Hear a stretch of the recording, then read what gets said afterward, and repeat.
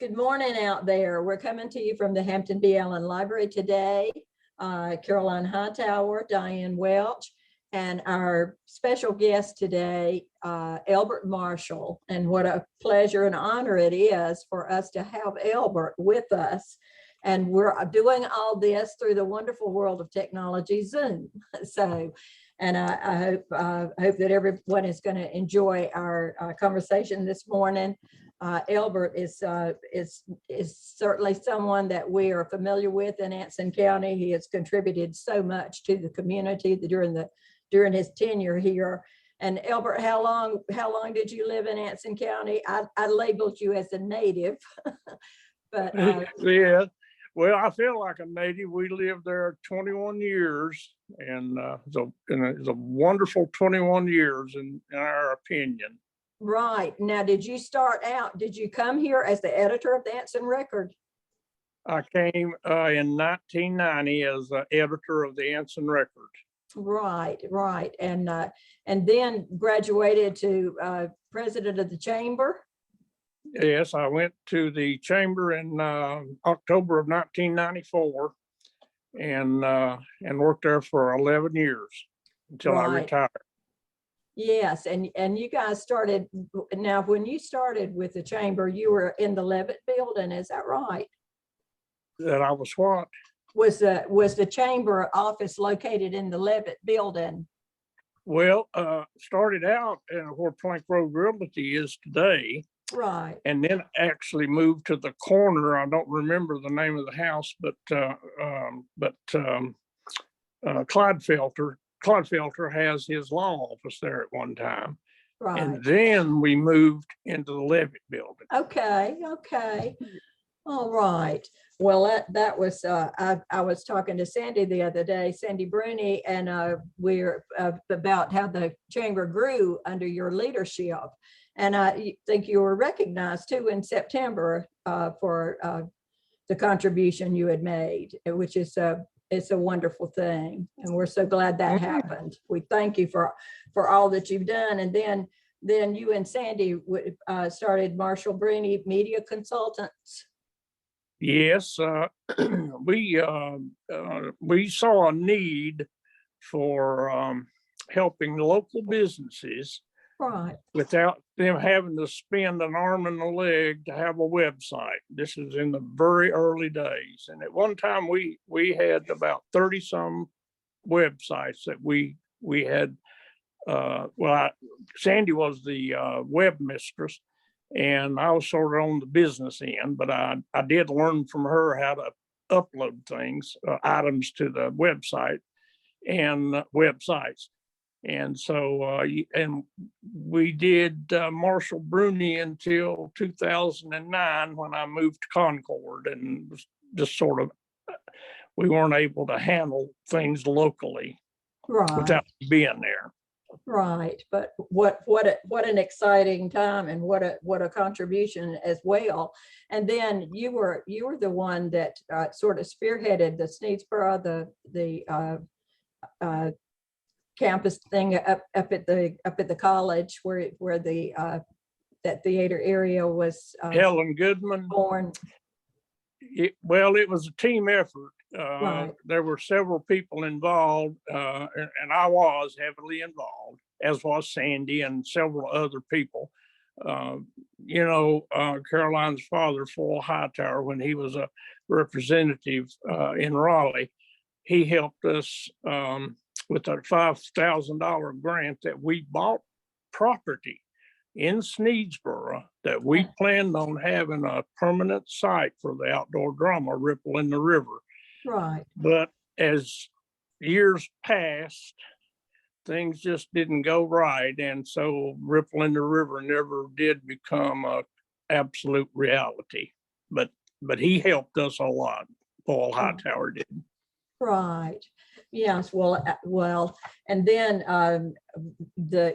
you and Sandy, you co-authored the book, The Plots. I remember we had you guys here, and you discussed that. That was really interesting about your collaboration and joining together and creating that book. So was this kind of the beginning of your writing career?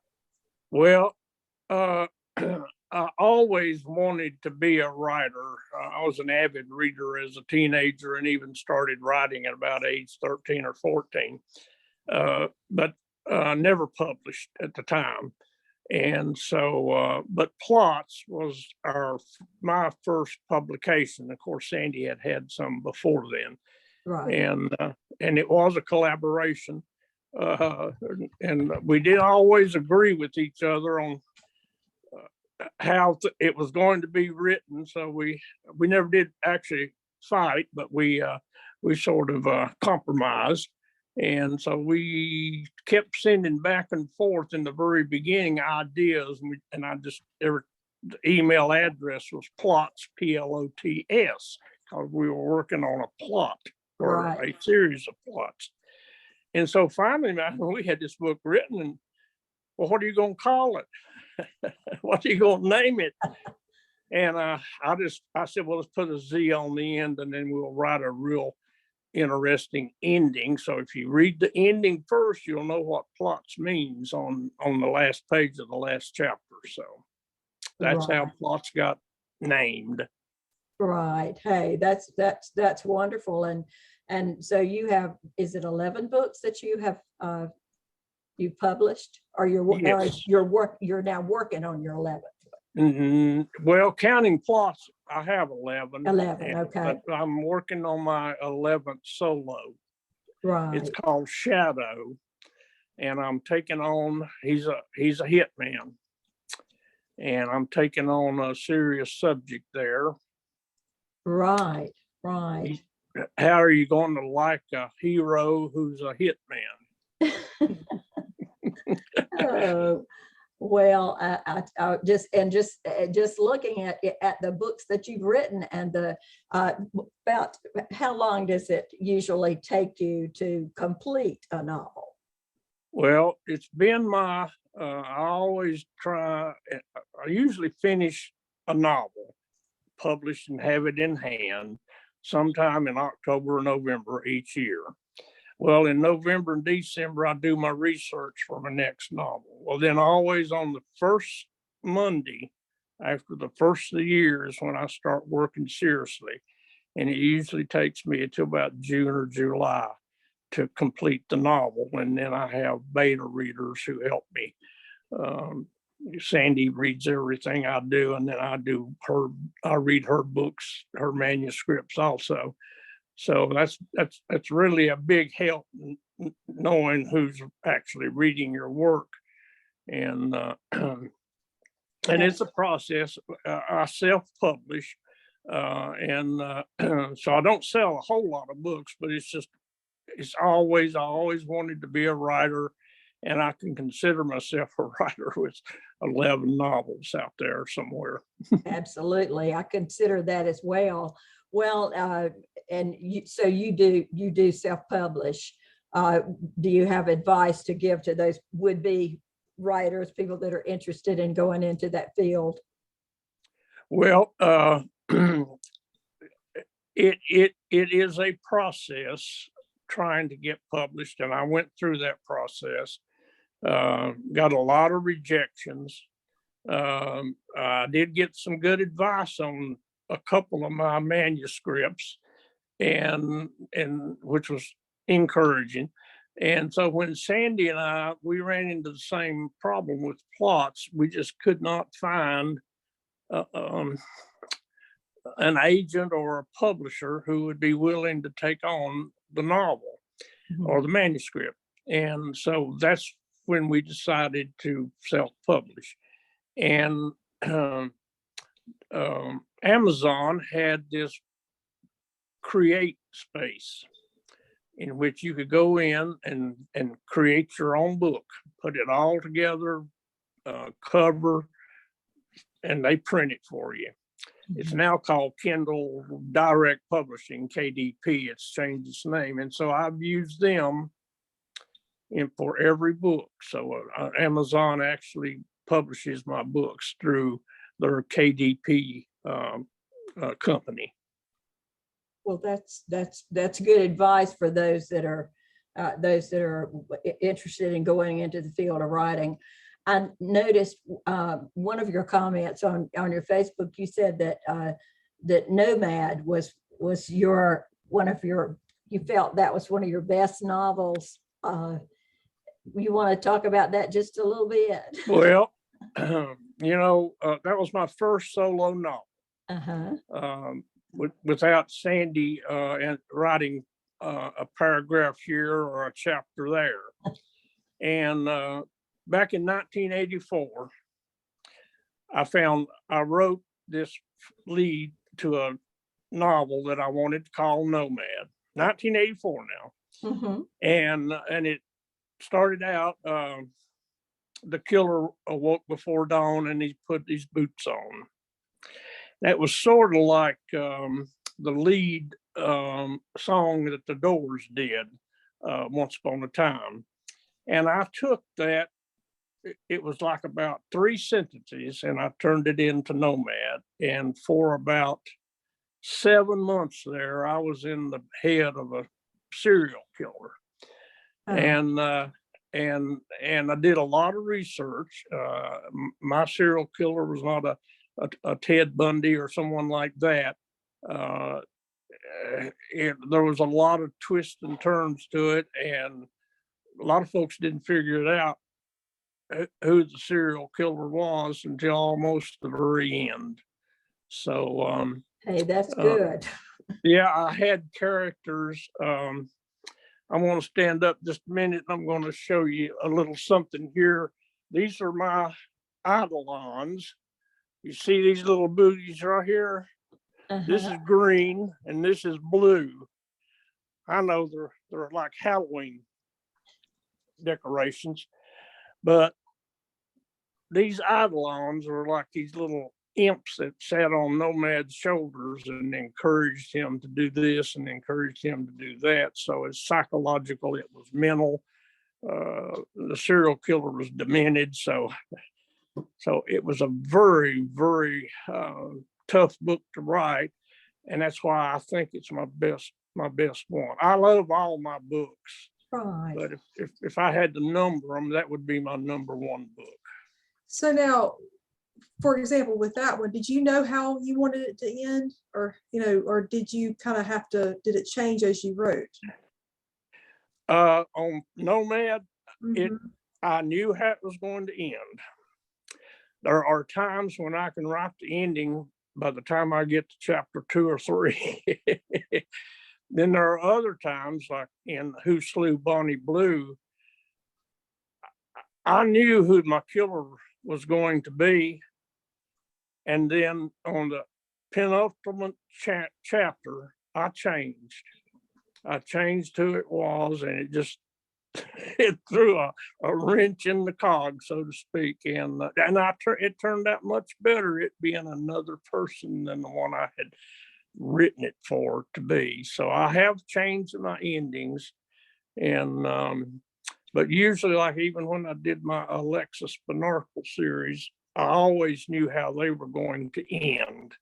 And in the same way with Dark Rose and even Mira's and now Moon Eye, I knew how that was going to end also. So, and it's better if you can write knowing at least how it's going to end, because then you can do the emotional part of it and the frustration part of it early on and go from there.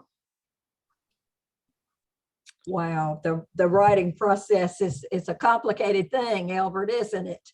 Yes, it is. And but I enjoy it. I only write in the mornings. I start around 10:30 and write until between 12 and 12:30. So that's maybe 2 hours a day. And then the rest of the time I'm working on next plot, next chapter, next segment, or I call them snippets. Hey, that sounds good. It sounds good.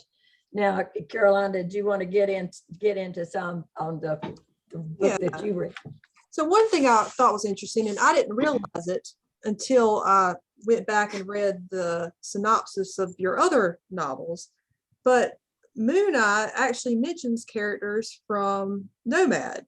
Like there's a connection, Yes, even though it's not yes. about Nomad, there is a connection. Now, are all of your books in that? Do they have? Well,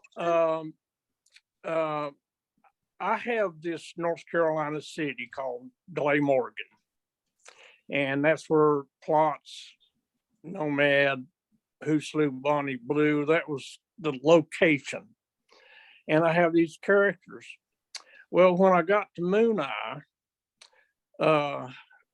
and I do female, I do heroines a lot of time, and Moon Eye,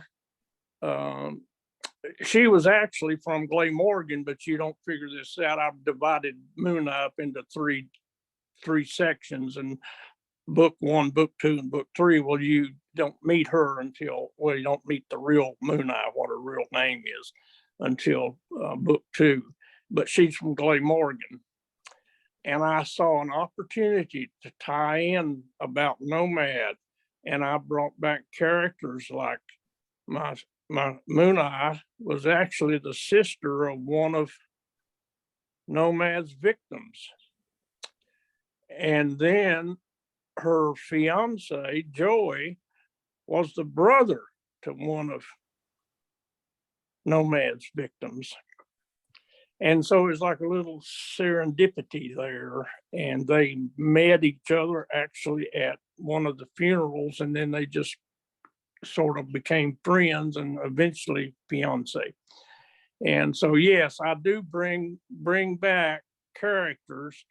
It's just like in my new book, Shadow, he ends up in Glamorgan on an assignment. And that's all as far as I'll go. His assignment, he's a hitman, and he winds up in Glamorgan. So Glamorgan is just a central city, somewhere on I-40 between Greensboro and Burlington, sitting out there. And I refer to Wadesboro and Anson County a lot of times, and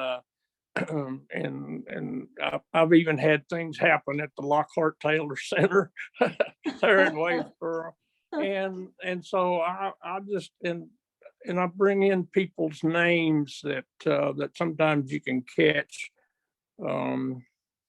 And so, yes, I do have characters who come back in recurring roles. And the characters are very they're well developed. But I wondered, when you create develop a character, do you base them on people you know, or aspects of different people that you've met throughout the years, or how do you create this person out of a figment of your imagination? Well, it's sort of threefold. Excuse me. I've read a lot, so I've met a lot of characters. I've seen a lot of TV shows and a lot of movies, so I've seen a lot of characters.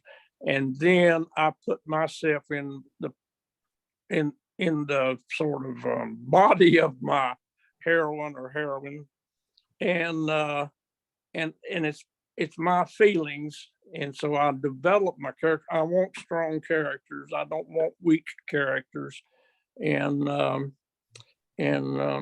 so that's what I strive to do. And it's involved, but I don't have trouble in developing my lead characters or even supporting cast.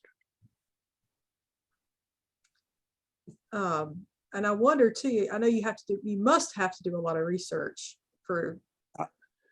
I do. I do. So with Moon Eye, she has special abilities. I don't know if you'd call it psychic, or she even discusses the different terms people use. But did you have to do research about that, or how did you research that aspect? Well, Moon Eye was real strange. A lot of times when I'm working on a novel, I'll get an idea for the next one. So I was working on Mirrors, and we may talk about it later. It's about I always loved vampires, and I had to write a vampire novel. So that was it. But anyway, Moon Eye, of course, she was an amnesiac there in the beginning. So she was more like a Jane Doe. And I did a lot of research on clairvoyance, psychic abilities, and a medium. And then my wife and I, we watched all of those, I think it was a Patricia Arquette series called Medium. And I mean, I didn't necessarily copy everything from that TV show, but it gave me the character Moon Eye was able to communicate with the spirits of the dead. And so that's sort of what Patricia Arquette's character did. And so that's how I decided on her not being psychic necessarily, or even clairvoyant. And there is a difference. And don't ask me to explain them, but there is a slight difference between the medium, a psychic, and a clairvoyant. And I chose her being a medium. So cool. It was, I enjoyed it. It does get dark. It's sometimes it's, I imagine it would at times be difficult to write and to get into the mindset of some of these characters. How do you work with that? About the characters? Yes, like getting into these negative, because not Moon Eye, but some of the characters are very bad. Yes, folk. well, in book two, in book two, it's all about human trafficking, because Moon Eye in real life was a victim of human trafficking. She was kidnapped, and it was I had to do again a lot of research on that in order to play it into my scenario. And so, yes, I had bad characters. Master Bullet and Master Burlier were bad characters because they ran the Fold, which was the humans trafficking organization. That's what it was called. They kidnapped young girls and sent them to Mexico to be participants in a bordello, sort of. And so I went through and I even read about where some of the thoughts and what happened to women that were in that sex trafficking rings. And so, yes, I really wanted to portray how bad the sex trafficking or human trafficking rings can be. And so, again, bad characters, but strong characters overcame. Mm-hmm. Yeah. That's awesome. In listening and, in writing, you guys who are authors, and you do some pretty heavy studying and research. When you walk out of that room after your 2 hours of working on that book, can you leave that? That would be interesting how you separate the time. You know what I'm saying? Because it does require a lot. Elbert, it's wonderful having you today, and you sharing about your writing journey, and I know you've got a lot more books in there that you're going to be working on. But places where those books are available, they're on Amazon or other avenues where people can purchase. Right now, I only work with Amazon. Okay. Of course, I have copies that I'd be glad to send out to folks and Right. Autograph them. And Absolutely. Well, maybe we can have a link. Maybe we can share a link, Caroline, so that people can to get in touch with you after our the interview airs today, and there might be people that are interested in these books. Well, you have my email. It's Elbert Treble. It's Elbert sort of spelled backwards. Okay. Elbert Treble at gmail.com, and then I can go from there. Okay, all right. We had one comment on Facebook from Sandy. Sandy says, I still love Alexis Spernacle. Sparnarkle. Yes. Yes, she loved her. And as I did I. The going joke in my Alexis Sparnarkle mysteries was, are you related to Jim Sparnarkle, a Duke great basketball player? She got that all the time. Of course, she wasn't related, but I'm a big Duke fan, so I got I got my Dukedom in there somehow. Right. And but she's a very strong character, and I wrote 5 books about her, and I'll give away something coming in shadow. She makes an appearance. Oh, Okay, all right. Yes. I always like that when characters come back, or Yes, when other authors do that, I'm always a fan of that.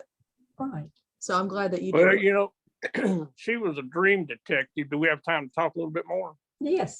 I made her into a dream detective where, in Emily Lied, that was the first book. She was in a coma from an auto accident, and her mom and sister and aunt were there in the hospital room and pulled the plug on her because she'd been in a coma for over 6 months, and the doctors had no hope for her. And so they were all standing sort of out away from the bed, and I guess waiting for her to die. And all of a sudden she sat up, and her first 2 words were, Emily lied. And so then the mystery begins, and she's recovered, but she all of a sudden has this ability that she can dream herself into other people's dreams or other people's situations. And so she's off. And this story here, Emily Lied, starts out in Glamorgan, my fictional city, but ends up in Beaufort, a city, Morehead City, and Beaufort, which I'm familiar with. And there's a lot of landmarks down there that show up, and including this Royal James Cafe, where I worked one week doing hamburgers and serving Budweisers for my friend Jay Ashley. And but that's another story. But anyway, and then that's how she solves a 38-year-old mystery of a woman that was killed, but they never found the body, and her husband was sent to prison. And he spent all that time in prison for a murder he did not commit, and she solves it all. So that was the beginning with Emily Lied, and what she does down in Beaufort and everything. And then that led to that led to Luke's Fluke, where she has to dream herself into a former a former friend, actually, who they were in college together, and to find out the code to a nuclear bomb. And there's just, that's just not the whole story, but there's a lot that goes around, and that was Luke's Fluke. And she even has to go to hell because Luke died. And so anyway, that's where she goes and finds out things while she's down below. But anyway, that's where my imagination ran wild.